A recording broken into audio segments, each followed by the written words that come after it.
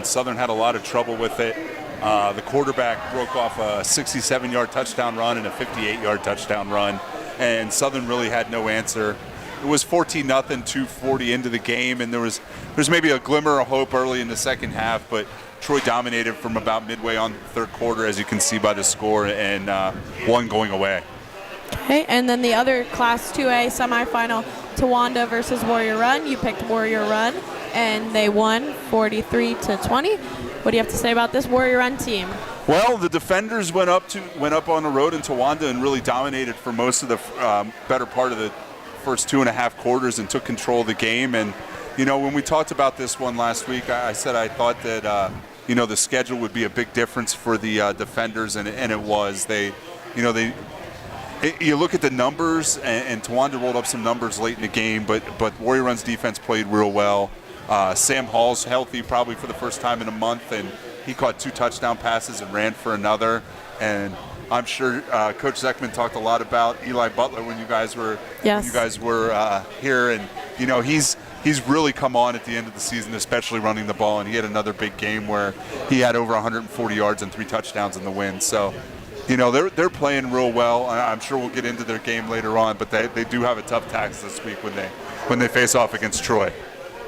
Okay. Well, we just got the speakers going here. The Class 3A semifinal, Danville versus Montoursville. You picked Danville, and they won 35-10. What did you like here? Well, Danville had a little bit of adversity early in the game. Montoursville jumped on them pretty quickly, 10-0. But it was kind of like the first time they met. Danville dominated the rest. Bo Sheptock's a fantastic running back. I think he has 27 rushing touchdowns this season. He had another big game for him. Cole Duffy, their receiver, got hurt, and Bo had to play a little bit of slot receiver as well, and he caught 2 touchdown passes. So, yeah, Danville needed that bye kind of to get healthy, and they kind of showed that, they're playing their best football at the end of the season after the way they beat Selinsgrove and the way they played in the semifinals. Okay, and next, the other Class 3A semifinal, Lewisburg versus Mount Carmel. You picked Lewisburg, and Lewisburg won 39-7. What did you like about this game? Well, it was kind of the Jeremiah Davis show for the most part. He ran for 280 yards and 5 touchdowns, and it's his second straight game with 5 touchdowns. Wow. 604 yards and 10 touchdowns in the last 2 games for Jeremiah, and Lewisburg's just playing real well up front. I know I said it in the paper. I wasn't sure what was going to happen, with the line play, and Lewisburg was able to dominate both sides of the ball. Mount Carmel's only score in the game came on a blocked punt, so they didn't score an offensive touchdown. And it certainly sets us up for a fun one tomorrow night up at Danville. Yep. And then the Class 4A final, Shamokin versus Jersey Shore. This was an interesting game. You picked Shamokin, and Shamokin won 28-7. What do you like about this game? Well, like I said, I was up at Mansfield, and this game was late and it was tied. So I ended up watching the end of the game on YouTube in my car on my phone. Jersey Shore had a field goal blocked at the buzzer to send the game to overtime. Shamokin was able to get a hand on a field goal. Shamokin scored to take the lead. Jersey Shore, if you got to see a play in the 4th down, Elijah Jordan scrambled around, I bet, for a good 8-9 seconds before he found the game-tying touchdown. And at first glance, and I think he probably was, the Shamokin defender on the side of the extra point got a real great jump. Jersey Shore wasn't even able to get the kickoff. Jordan ran around again and threw the ball, and unfortunately for Jersey Shore, the guy in the back of the end zone dropped it, and Shamokin gets a 28-27 win. And it's not a game they'll ever forget out at Kent Memorial for a long, long time. And if you get a chance to see it on repeat on the local on SECV8, it's certainly worth your time to check out, because it's one of the best football games you'll ever watch. Yeah, I rewatched it on YouTube the next day, and I was amazed. There are so many flags. Yeah, well, the announcer said that the place was really loud. Yeah. Yeah, they're playing in the state playoffs tomorrow night, and I expect the crowd to be just as crazy as it was for Jersey Shore. They've fallen in love with this team out here, and they followed them to Jersey Shore in week 4 like that, and the Coal Bucket game was crowded. even the games that they're expected to win, they're drawing a sellout crowd. So it should be a great one out there for people to watch tomorrow night. Definitely, and we're going to get it right into that with this week's picks. First, the Class 1A Lackawanna Trail. They're 11-1, and Muncie. They're 10-2. Who do you like here? I think I like Lackawanna Trail in this one. I got a chance to watch them a little bit on TV a couple weeks ago. They played undefeated, I believe it was Riverside, and beat them 42-7. And I guess the best comparison for Lackawanna Trail is kind of an old school Southern Columbia team. They're going to be in wing T. They're going to hand it off to the fullback a lot. But actually their halfback, and forgive me, I can't remember his name, is up over 1,000 yards. And they're real good running the ball. Their quarterback is the coach's son. He doesn't make a lot of mistakes. They don't throw the ball a lot, but when they do, they can get it down the field a little bit. But they're going to try and dominate you out front, and that's kind of the same thing Muncie's going to try and do with their running game as well. So should be a pretty quick one. Not a lot of passes up there tomorrow night, but I do like Lackawanna Trail in this one. I think it's going to be close, and I think it's going to be a real good one up in Scranton tomorrow night. Okay, and then next, the District 4 final, the Class 2A matchup, 12-0 Troy versus Warrior Run. They're 8-4. Well, I like Troy in this one. Like I said, I got a chance to see them last week, and they're a real good football team.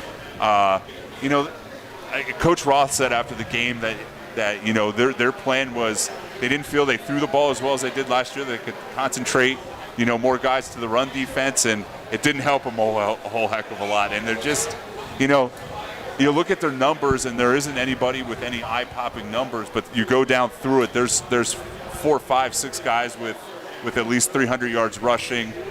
They can throw the little ball a little bit to Lincoln Chimix, I believe is how you pronounce the last name. And plus, they returned 2 kicks and an interception last week against Southern Columbia.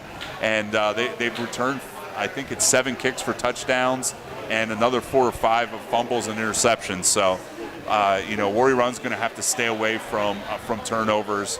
I think it's one of those games. I think Warrior Run can hang in with them for a while. I think Warrior Run's going to be able to score some points, but I think Troy is just too good, and they're probably right now, barring somebody being, out west, probably the favorite in 2A to get to Cumberland Valley and win the state title right now. Yeah. And the other District 4 final, the Class 3A matchup, Danville, they're 11-0, and Lewisburg, they're 10-1. Yep, this is the one I'm going to be at tomorrow night. It should be a great one. Basically the 2 best running backs in the area between Jeremiah Davis and Bo Sheptok. We hit on that a little bit earlier, and I think honestly this ends up being a defensive struggle because both of these teams, their offenses are so good that their defenses are kind of underrated. But both, Cam Kirsch of Danville, he committed to St. Francis of PA earlier this week. He's one of the best linebackers in the area, and other than a couple Schmoking kids have a claim to this as well. And if Cam's not the best linebacker in the area, Quinn Michaels of Lewisburg is, and both teams are able to stop the run. I think it's going to come down to turnovers, and we'll see. I like Danville, but Danville's going for their 5th straight district title, and Lewisburg hasn't won one since 2010. So I like Danville because they're a little bit more experienced. But again, I think this is a fun one. There's going to be a big crowd there tomorrow night, and should be a good football game between 2 real good teams. And the final matchup I have for you is the Class 4A matchup. Shamokin, they're 12-0, and Juniata, they're 8-3. Which team do you like here? I like Shamokin in this one. Got a chance to saw Juniata in the opener against Selinsgrove. Selinsgrove won that one. It's one of those things where, you look at Juniata's schedule, and the 3 best teams they played this season are probably Selinsgrove, Steel High, and Line Mountain, and they lost all 3 of those. So I feel like Shamokin's a pretty big favorite in this one, but you certainly can't look past them. You look at some of their numbers offensively, and you're kind of wondering because, it's 5.5 yards a carry. They're very methodical, but then you see 33 sacks on defense, 30 turnovers forced, and you see why they're in the state quarterfinals now. Their defense is real good, and Shamokin's got to kind of avoid those mistakes and kind of get that running game back on track. That's something they struggled with last week against Jersey Shore, and they've kind of made the living running the ball. But I think Logan Steele proved that if they need to throw the ball, he can do that a little bit too. So I like Shamokin in this one, and I really feel like the Indians right now, have a real good shot. They have a real good shot as well at getting to Cumberland Valley. They just got to kind of stay the course and play the kind of football that they're capable of. All right, Todd, thank you for coming out tonight to talk some high school football. I hope you get a good game with Danville and Lewisburg tomorrow. So, man, I'm hoping for it too. So I'm hoping we get, if everything works out and we get an upset, I hope we still have 3 teams alive next week as well. Yeah, I agree. Absolutely, Todd. Thank you for your time as always. Best of luck tomorrow, and we're coming to a close. Can you believe it? All righty. Talk to you guys next week. All right, now before we go into our next ad break of the evening, we'll take a trip away from the gridiron and onto the hardwood as Susquehanna women's basketball head coach Gabby Holko will join us right after the break here on 88.9 The Pulse.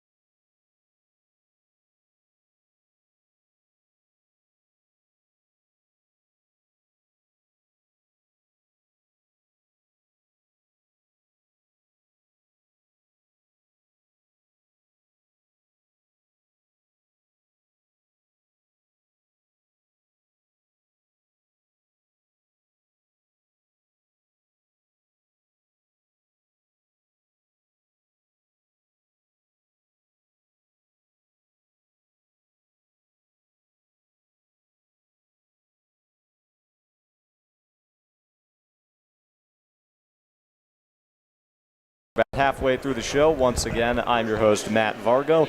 We had Bray Tate as my co-host. She's taking a break for now as she interviewed Warrior Run head coach Derek Zeckman and Daily Item reporter Todd Hummel. But now we've got Susquehanna women's basketball head coach Gabby Holko on here tonight. Coach Holko, thank you so much for stopping by this evening. Thanks for having me, Vargo. Feels weird to see the coach call me Vargo. That's typically a student thing. But hey, I appreciate it. Don't get me wrong. So we're going to start this one off with the Chatham University Tournament. That's where your guys' regular season began, and we last talked on the SU Sports Spotlight before that happened, so we're going to bring it to there. The first game of that tournament was against St. John Fisher. You guys unfortunately lost that game 77-64, but you kept it close through 3 quarters throughout despite some hot and cold stretches from the offense. So what did it show about this team and their ability to compete against some of the best teams in the Landmark Conference when that time comes? Because St. John Fisher was a good team that made it to the second round of the NCAA tournament. Yeah, absolutely. So St. John Fisher, for the last 2 years, they've actually made it to the second round of the NCAAs. We knew what we were going up against with Sydney Tommaso. She was a phenomenal player, and I thought we did a really great job at defending her. I mean, we knew she was going to get hers. Biggest thing for us were those droughts that we had offensively. We shot 2 of 22 from the three-point line, and if we do that, that's never a good thing.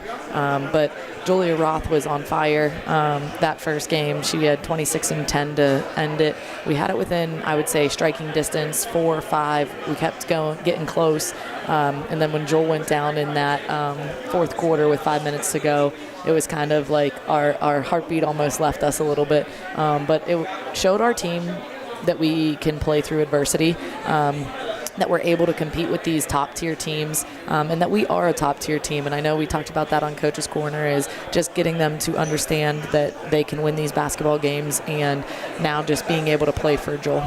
Very well said. And we'll get to Julia Roth eventually, but you guys bounced back the very next day against Penn College, winning 75-43, 32-point margin of victory, a big statement in response. So what did you guys clean up from the St. John Fisher game, and how were you able to implement that against Penn College? Yeah, the ball went through the net. And it's easy. That's easier said than done. But at the same time, we went into the locker room against St. John Fisher, and we just said that there were those little things. We beat them in every category. We out-rebounded them. We only had 10 or 9 turnovers. We sent them to the free throw line too much, so we said when going back to Penn College, being able to play with our hands off, not putting them to the free throw line, being able to cut off angles, being able to rebound one and done, but ultimately knocking down the open shots that we were given, and we did that. So the girls were able to put the ball through the net.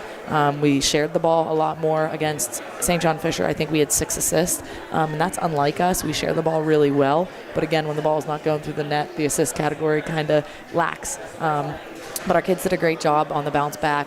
We played our defense that we know how to play. We shared the ball extremely well, and then we were able to shoot from behind the arc, so that was a good sign from us. Absolutely, and as you said earlier, Julia Roth done for the season with a knee injury. It's a tough loss, obviously, but how does the team rally from such a loss, and how does that force you and the rest of the coaching staff to adapt with all these different lineups now with her not being there? Yeah, absolutely. We just said that today in our circle, so obviously everybody does it. You have a pre-practice talk.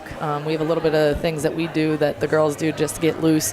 But we said with this roster that we have and the 11 healthy players that we have, anybody can play, and it could be anybody's night on any given day.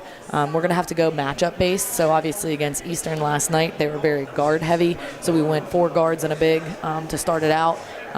Going up against Goucher on next Wednesday, they're also very guard heavy. It's going to be a run and gun type of game that they're going to try to get us into. They're running the Grinnell system.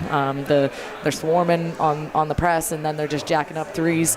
So being able to keep people in front of us is going to be big. But losing Joel, I mean, that's something that it's not easy to. Her effort on the floor is something you can't really describe. She is getting after every single 50-50 ball. She is getting every single rebound. She is that person that you lean on when you need a bucket.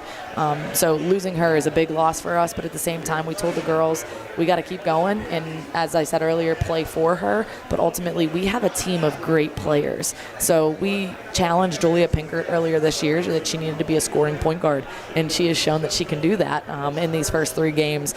We have great shooters with all of our guards, Annie Greek, Kenzie Salvaggi, Lauren Klein, Sydney Wyant, Emma Puxon coming off the bench as a first year, with Grace Meehan, who's a senior, who's seeing some significant minutes for us as a guard position. And then we have our bigs, so we're down to 4, but we have Carly George, we have Bree Dorsey, Zoe Maffey, and then Greta Servito, who also have been giving us pretty big minutes. So I think at any moment it's going to be who's up, who's ready to go, and when your number gets called, being able to produce in those minutes. Yeah, you mentioned that with all of those players, and also Kenzie was coming back from an ankle injury. Absolutely. She made her debut against Eastern. So what are the challenges of trying to build continuity with different lineups because of all these injuries? I think the cool thing about having such small numbers is being able to switch them up via practice. So we have switched our teams via practice or even mid-practice. Okay, this isn't looking great. Let's see this person and this person switch. And our kids play with great chemistry. They really worked on that this summer. They played in a summer league all summer, 2 days a week in Allentown, Pennsylvania, and then playing pickup all fall. So I think we have great chemistry. Being able to switch the lineups, I don't think that's going to be a big thing for us. And our kids know, like, next man up mentality. Don't get upset about minutes, and just kind of it's the we over me atmosphere. Yeah, you see that all throughout the social media. Hashtag we over me. Said very well. And against Eastern, it was another blowout win for you guys. And as you said, you went with a smaller lineup of Julia Pinkert, Lauren Klein, Sydney Wyant, Grace Meehan, and Zoe Maffey. So is that kind of a one-off just for that Eastern game, or is that something you look to implement going forward? I would say it could be a one-off, or we could go forward with it. We haven't really decided what we're doing for Goucher. We have some ideas, but being able to kind of see how these next couple practices go and preparing for Goucher to see, okay, hey, this is what we want to do, but we definitely have the size advantage inside, and we will use that. So even against Eastern last night, we ended up going Carly and Zoe at the same time, and we just said, like, Zoe, you got to guard a guard. You got to keep her in front, and she did that, and she was able to. Same with Carly. Carly switched on to a 5'6" kid and was able to keep them in front. So it was super exciting to see that, hey, we can switch out 1 through 4, 1 through 5, and then really pound the ball inside with these teams that do not have a true post player. And has there been a single player through these first 3 games, or players, that has really impressed you throughout those games and has you thinking, she's going to have a really, really good season when it's all said and done. Yeah, I would say 3 that come to my mind right now. I would say Julia Pinkert. She is somebody that just runs our offense. She is our primary point guard.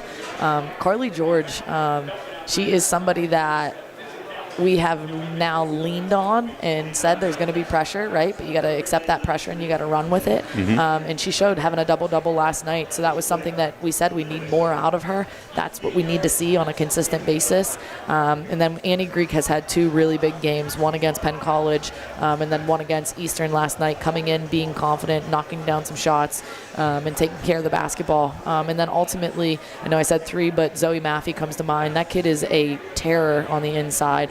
She just has to feel confident, comfortable. This happened to her a little bit last year where she started a little bit slow, and then towards the mid to end season, nobody can keep her in front. She's able to take a true big off the bounce, and then if it's a smaller guard, she's able to just pound it inside. And now looking ahead for these next slate of games, starting with Goucher on November 20th, so a week off from the Eastern game to the Goucher contest. You have never lost in your coaching career to Goucher, a perfect 8-0. But something about Goucher feels different this year. Obviously, they scored over 100 points in both games, averaging 123 points per game on some really lights-out shooting, nearly 46% from the field and almost 40% from 3. So how do you slow them down after they seem unstoppable through the first couple games? Absolutely. This is kind of one of those questions where it's like, they're not the same Goucher team that we have played Absolutely for not. the last 8 games. They have, I think, 14 or 15 new players on their roster in terms of transfers and first years. I think 9 are true freshmen, and then the others are transfers that have transferred in, and then some of the kids that have been on their roster last year. Their coach is a brand new coach. This is his 2nd year, Mike Ricks, great guy.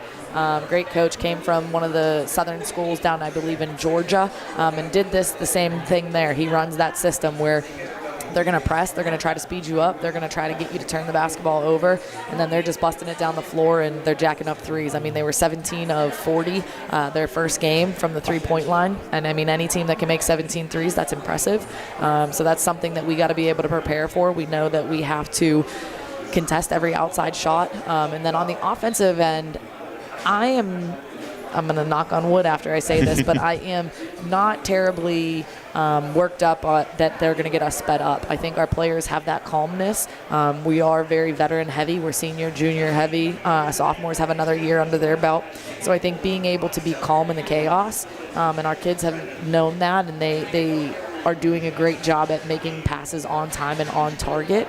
And I think if we stick to our habits and our details that we say every single day and we respond and we don't react, I see us getting another victory, but it's not going to be an easy victory. It's going to be a grind it out for 40 minutes. Absolutely. And for the last question of this interview, the other games after Goucher are at Moravian, hosting Catholic, hosting E-Town, and then another home game against Misericordia before you guys head over to Vegas for the D3 Hoops Classic. So talk about that stretch of games and what's going to take for you guys to come out on the other side with a winning record, because that's not an easy stretch by any means. No, it's not an easy stretch at all. Obviously, Catholic winning our league last year in the regular season and then losing to Scranton on Catholic's floor in the championship. I mean, we gave Catholic a run for their money in the semifinal game. I thought we were going to get it. We had it within 4 in the fourth quarter. Yep. And then just kind of they went away from us. I think being able to know who we are in those moments, again, details and habits, not trying to be a team that we're not, sharing the basketball is going to be huge for us. And then obviously having E-Town coming to town with us, and they're always strong in the post. So that's going to be something that we got to be able to match them from the outside. Our guards are going to have to hit some shots. We're going to have to take care of the basketball, and we're going to just have to be able to execute to perfection. Going to Moravian is always a hard place. So the last 2 years, I say honestly, that's the hardest place to play in the landmark. Really? And I say that because they just have such a great atmosphere. Mary Beth Spark, who has been there for 30-something years, currently she's not going to be on the sideline. Praying for her and keeping her in our thoughts. She had a cancer diagnosis, and their assistant coach is going to be the interim acting head coach right now. So just going there, knowing their team is playing for her and just playing in that environment is going to be tough. But our kids know that, hey, it's business time. We got to go there. We got to get a win. We haven't gotten a win on Moravian's floor in 2 years. And it's due. And then obviously hosting Misericordia. Miz has a special place in my heart. That's where I started my coaching career. Yep. I was a graduate assistant at Miz for 2 years, so being able to play against them on our home floor, I think, is going to be a special thing, an exciting thing. I know they're a younger team, so it'll be nice to see how we kind of measure up. But I think ultimately, said and done, if we can stick to who we are and we don't try to be a team that we're not, we're going to come out of this with a winning record. Well said, Coach. And once again, thank you so much for stopping by here tonight at Buffalo Wild Wings and taking some time to take a break from the gridiron and discuss some D3 women's college basketball. Always nice to have a new perspective on the show. Thank you so much. Thanks for having me. Absolutely. Once again, Coach, we will head into our final break of the evening here on the PA Pigskin Preview. We will step aside and be back right after this.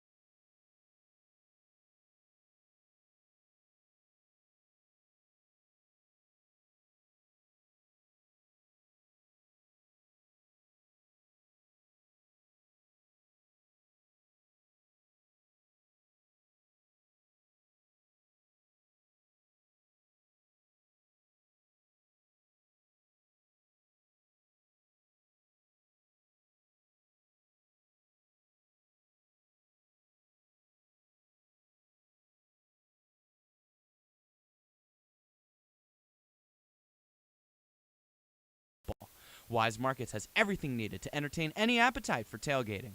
Wise Markets has party trays, snacks, drinks, and more. They offer online shopping and Wise to Go pickup. Eat better, spend less. That's Wise. Wise Markets with locations throughout the valley and online at wisemarkets.com. The Selinsgrove store is located on Route 522. Wise Markets is proud to support 88.9 WQSU. You're in the middle of the WQSU Pigskin Preview, live from Buffalo Wild Wings. Welcome back, ladies and gentlemen, to the final portion of the PA Pigskin Preview live from Buffalo Wild Wings. I'm your host, Matt Vargo, alongside Bray Tate once again, and finally behind the mic once again, we got Jackson Purnell after a brief 2-week hiatus. Jackson, welcome back. Thankful and happy to be here. It's been a busy last couple of weeks, but we got let out of class a little bit earlier and able to make the drive up. Awesome. And Bray, I feel sorry for making your ears bleed for the majority of that show without the audio. It's still a little loud for us. But thank you for fighting through it. I'll buy you a Snickers bar sometime later. But anyway. Well, there we You go. when you're hungry. There we go. But anyway, we're going to start with some Susquehanna football. Their last game of the regular season is this week on the road against Lycoming, the Stag Hat Trophy game. Obviously, there's a lot to play for because they're fighting not only to host a playoff game, but maybe get a first-round bye when it's all said and done. I guess I'll start with this because I've been at nearly every game this year. Bray has been to more games than I have, funnily enough. Yeah. But I think Susquehanna, I'm not going to say they're going to run up the score per se on Lyco, but I think they're going to try to really flex at how dominant they are because, like Coach Perk said, a lot on the line. And you got to impress the NCAA if you're going to host and maybe get a bye. So I think they keep the foot on the gas longer than usual, and I say that they're going to win it 51-17. And Bray, you're making the journey up there along with the cheer squad. So what do you think about this one? I think that, so last year they beat Lycoming 49-10, and I think Lycoming has gotten worse. Yeah. Just so far this year, they lost to Cortland 70-7, whereas Susquehanna lost to Cortland 38-40, and then some other landmark matchups, Lycoming lost to Wilkes 28-53, Catholic 12-14. You get it. I think that I agree. I think Susquehanna is going to try and score a lot against Lycoming, at least 50 to 60 points. All right, Jackson. Yeah, you mentioned about trying to impress the NCAA and jockeying for position, trying to get that home playoff game. I think if you're Susquehanna, you want to try and emulate that Cortland game where Cortland played Lycoming. Cortland won, as Bray just mentioned, 70-7. I think if you're Susquehanna, you got to try and put up just as many points and limit them to a shutout or just a touchdown. So, but yeah, just looking down their schedule, they lost to Wilkes, lost to Catholic, like Bray said. A lot of common opponents, obviously being in the landmark. Only beat Keystone by 3 points, and we saw what Susquehanna did to Keystone a couple weeks ago. So this one's not going to be close. I think if you're Susquehanna, you want to put up 70 plus and really solidify your spot and get that home playoff game.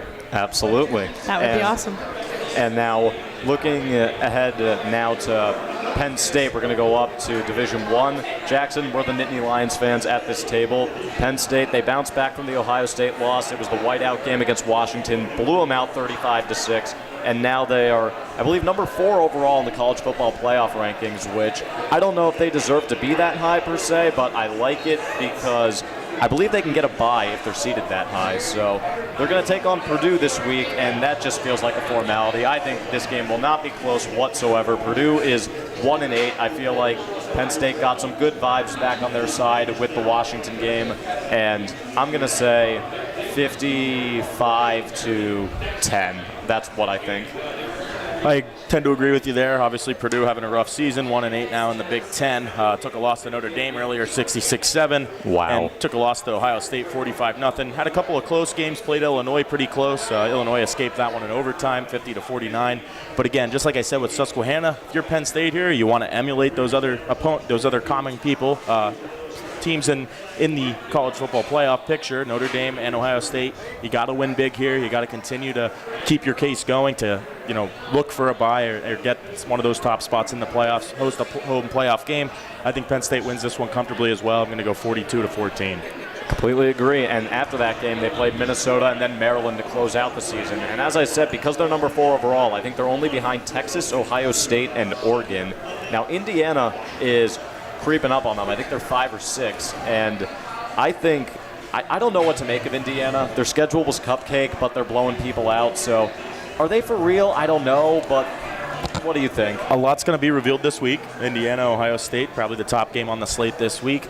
I think that's going to tell us what the story really is with Curt Cignetti and Indiana. If they play Ohio State in a close one, manage to beat them, or even if they only lose by a score or two, I think you can respect Indiana's schedule. You only play who's in front of you. That's what they've done, and they've done so convincingly each week. So I got to give them credit until they don't deserve the credit. So we'll see what happens this week with Ohio State and Indiana. I think it's kind of a given at this point. Ohio State's going to play Oregon in the Big Ten championship game, and they really got to rename the Big Ten because it's no longer the Big Ten. I think it's 14 teams now, and college football this year has just been really weird with all this.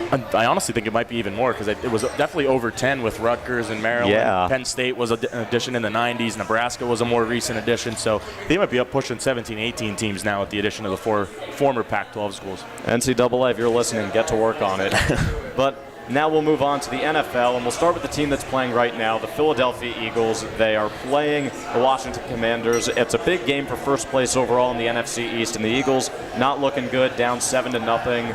Jaden Daniels, I think, just left the game for Washington, so something to keep an eye on. He's been nursing the rib injury for a while now, but the Eagles, they had a great opportunity to get some positive mojo, and then Jake Elliott missed the field goal on their first drive. And then Washington, they punted, but then the Eagles immediately punted. Washington scored a touchdown. So I don't know really what to think of the Eagles right now. I think they should win this game, especially if Jaden Daniels doesn't come back to the game. But I'm not liking what I'm seeing. I like what I've seen the past 5 weeks from this team, but I think more so than anything, they need to win this division because Washington is kind of running on house money. They're a feel-good story, and their schedule's much easier. So even if they lose this game, they can still get to 10, 11 wins and be in the playoffs.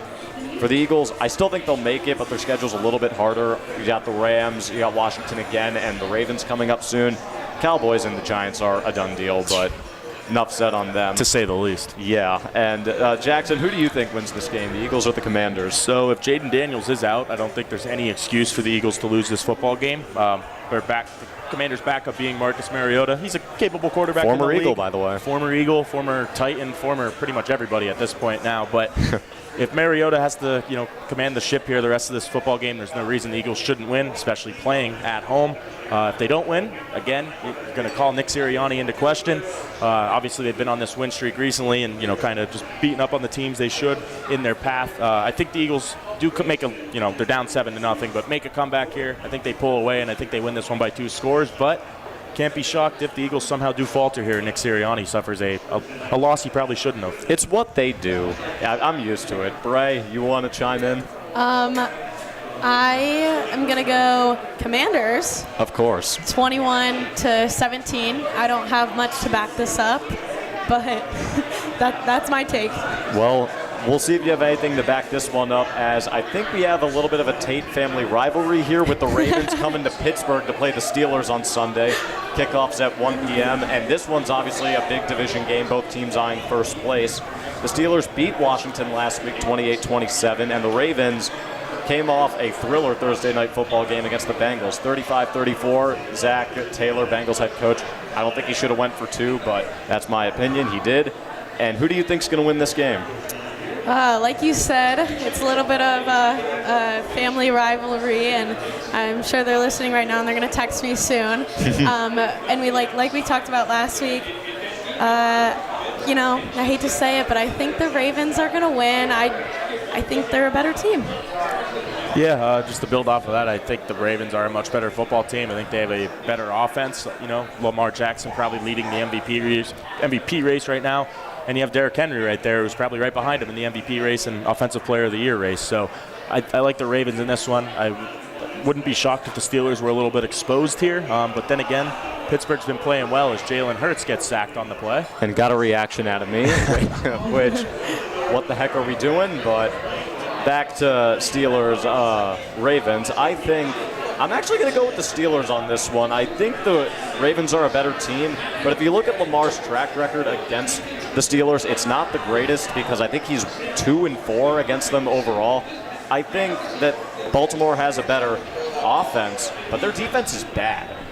Very bad. And the Bengals lit them up twice. Kansas City got what they wanted on them. Now, these are obviously better teams than Pittsburgh. Well, maybe not the Bengals because they're 4-6, but I think the Steelers, you're at home. Russell Wilson's been playing a lot better. The defense will do enough to make Lamar uncomfortable.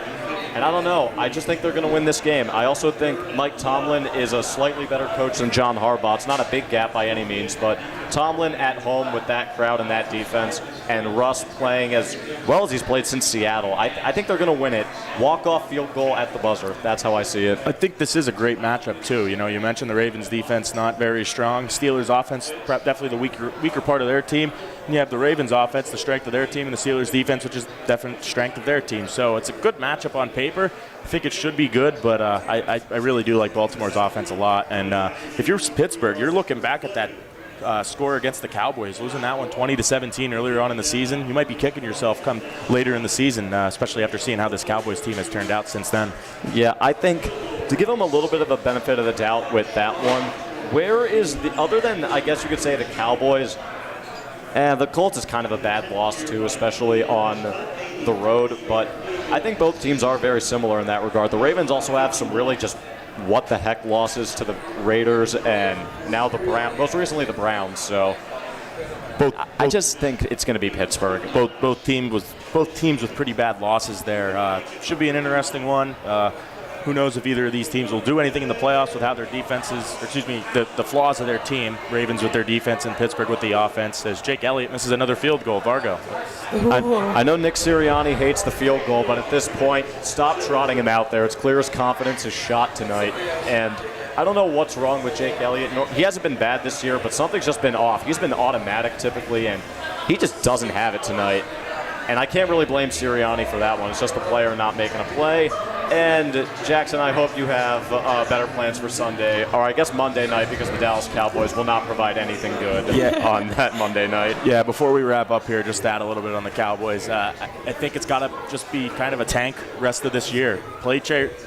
you know what you got in Cooper Rush. He's been a perennial backup in the league for years. Give Trey Lance the helm, see what he could do. If he sticks, he sticks. If he doesn't, he doesn't. I think you got to explore looking at maybe a young quarterback in the draft that you could develop behind Dak for the next couple of years, but that's something we'll have to worry about at the end of the season. Cowboys are done. Join alongside the Jets, but at least the Jets can't have the argument that everybody meaningful got hurt. They're just not a good team. I don't know. Maybe it's the Eagles losing that just has me in a mood to flame everybody right now. Anyway, final thoughts before we wrap it up for the night, guys. We're looking ahead to next week. We'll hopefully be here. Kind of depends on how the high school slates kicks out tomorrow. We're looking to hopefully have either Muncie or Danville's head coach on next week, so keep an eye on our social media, and hopefully we'll see you next week. But if not, it's been a great season. Absolutely. And Bray, anything? Ditto to that. And hey, Susquehanna's playoff game will be that following Saturday, potentially, depending on how things fall. But yeah, hoping to be back in here one more time before we pack it up for the season.